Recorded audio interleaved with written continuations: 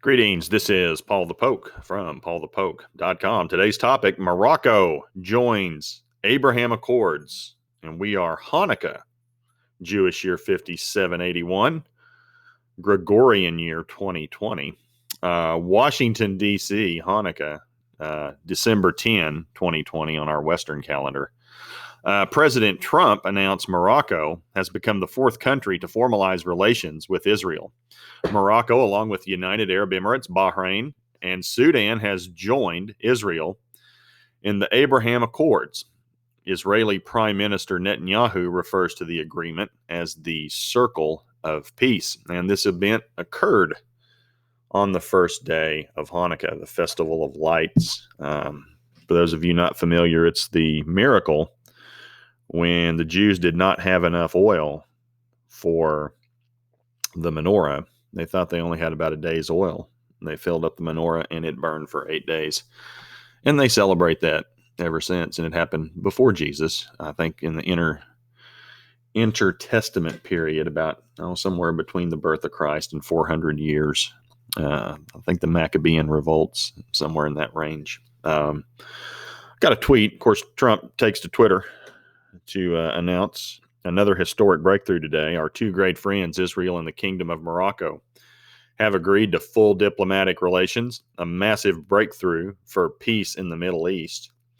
And the interesting part, in addition to that, in addition to normalization of relations with Israel, President Trump recognized Morocco's sovereignty over the Western Sahara. And he went on to further tweet, "I signed a proclamation recognizing Moroccan sovereignty over the Western Sahara.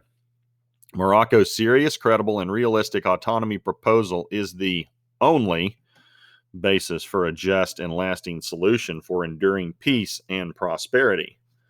And we'll take a look at this. So here's Israel over here in the far east of the page and map. And here's Morocco. Now, Google Maps has not accepted Trump's declaration, so they still have like the little dividing line right here. But this is Western Sahara. And Trump's saying all of this belongs to Morocco.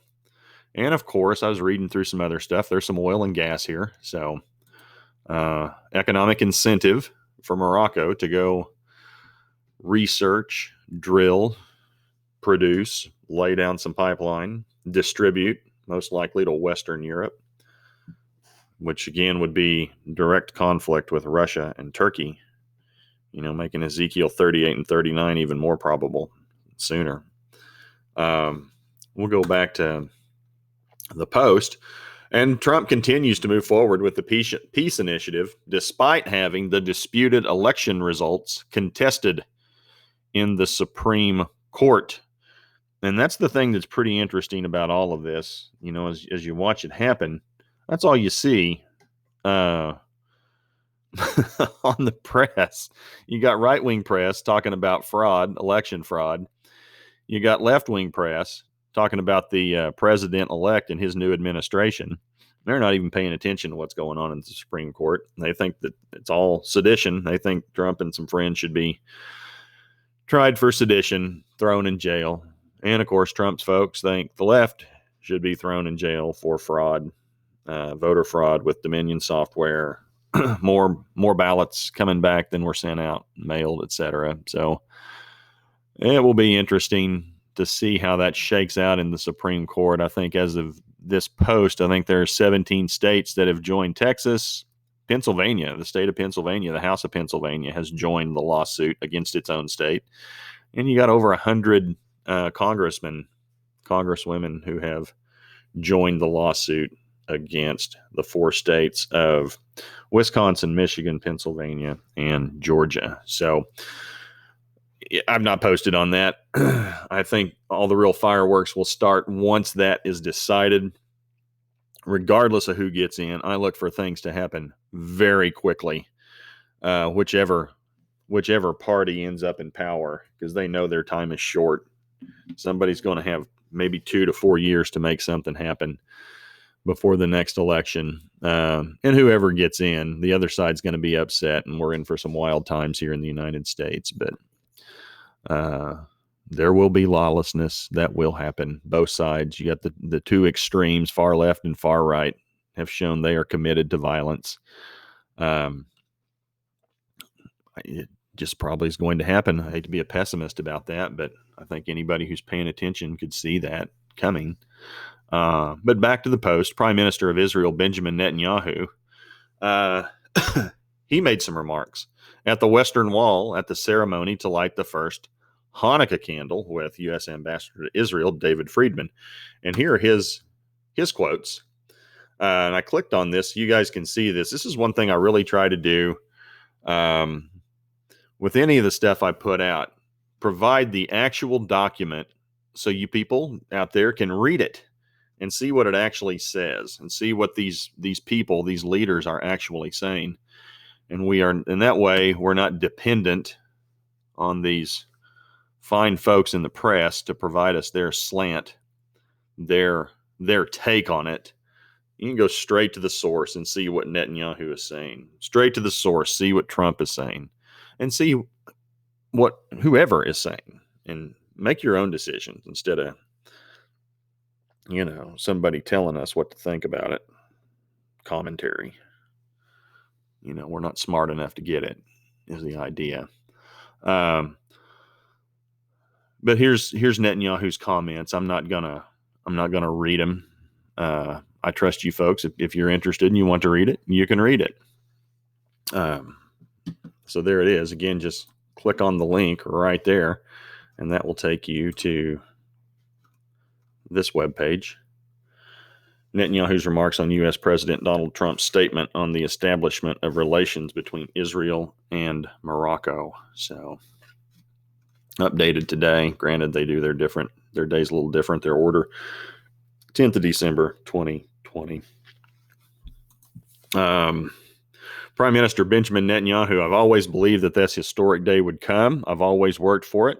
I want to first thank President @real Donald Trump for his extraordinary efforts to expand peace, to bring peace to Israel and the peoples of the Middle East.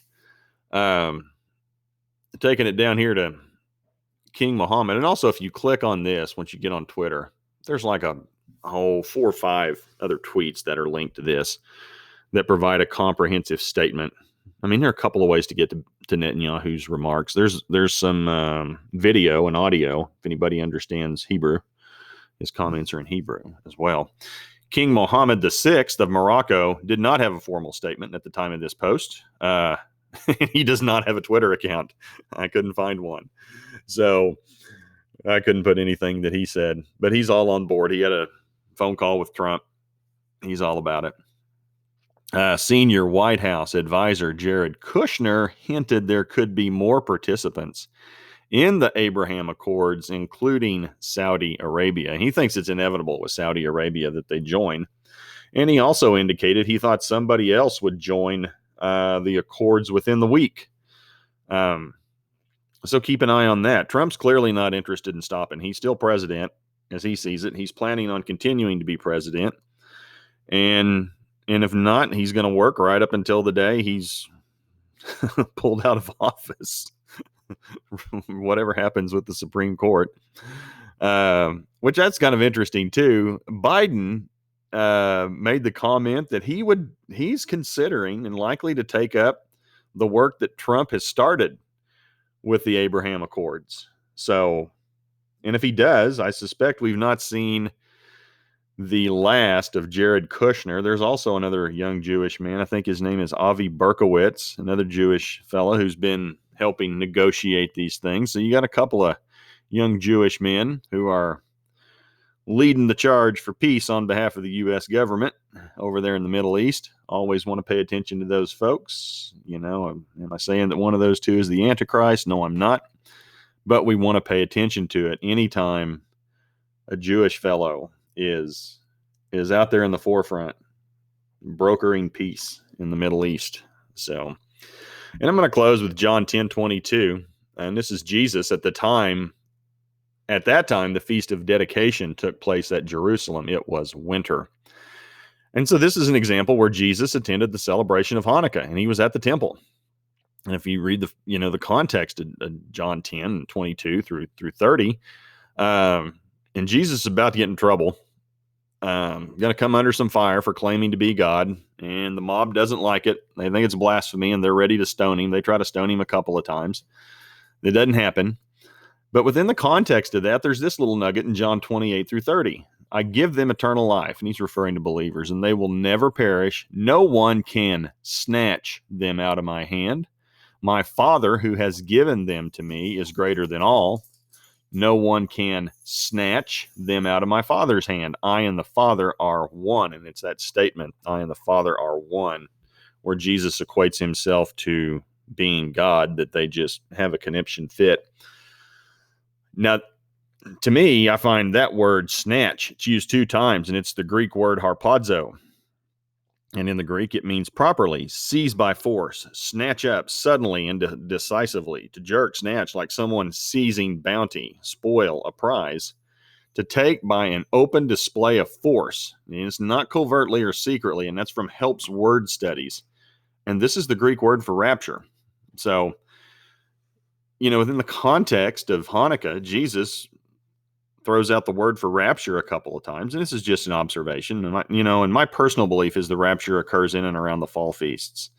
And if you would like to follow up on that, I've got all kinds of articles going back 6 to 10 years on the fall feasts. You can click on this link, go hunt and peck through there. And if you want to see it all organized in one place, shameless plug, that's what this whole book, Rapture the Bride Redeemed, is about. You can click on this link. It'll take you to Amazon. You can purchase the book. I think the digital's $3, and the physical paperback's like $8 or $9. But anyway, either way, it's available. But the point that I do want to make is this is an absolute fact. Believers are secure in the Father and the Son. And the words, no one. Jesus says, no one is going to take us, believers, away from them, the Father and the Son. And this is eternal security. We're not going anywhere. If you believe in the Son, the Father gave you to the Son, and the Son will protect you. And if you got a problem with that, the Father is going to protect you. You're not going anywhere. You're in his hand, and it's like make a fist, and that fist isn't coming open. God has you in the palm of his hand, and he's not letting go. God the Father and God the Son, and they are one, and you are sealed with his Spirit by believing in the Son. So you're not going anywhere. You're good to go. So if you find these posts interesting, please feel free to share with others at PaulthePoke.com. Got a little software update. We have a new little globe that shows all the people who view the website around the planet. And this will be posted under Paul the Poke, under Peace Plan, and under Prophecy and Trend Update. So, I suspect, again, once we have some clarity on who's going to run this country, however that turns out, I look for a lot of action. If Trump gets it, he knows he has 4 years. He's going to move quickly. If Biden gets it, he knows he's got a couple of years till the next election. And I suspect there'll be a pretty good backlash with voters.